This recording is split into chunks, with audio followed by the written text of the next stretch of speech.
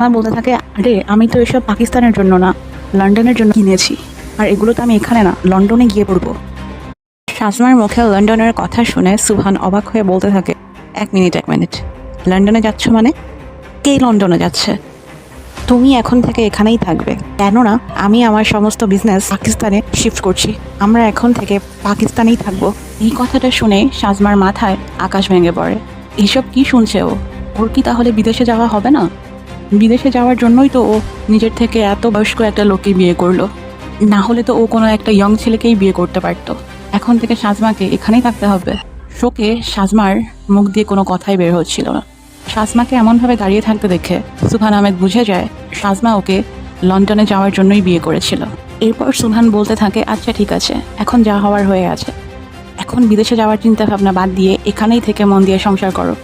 এত বড় ধাক্কাটা সাজমার হ্যান্ডেল করতে খুবই কষ্ট হচ্ছিল, যার কারণে সাজমা সেই মুহূর্তেই সুবহানকে ছেড়ে ওর মা বাবার কাছে ফিরে আসে। কিন্তু সাজমার ফ্যামিলি সাজমার এসব পাগলামিতে সায় দেয় না।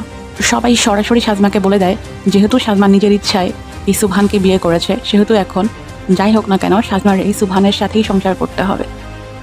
আর যদি সাজমার সুবহানের সাথে সংসার না করে, তাহলে সাজমার এই বাড়িতেও জায়গা হবে না।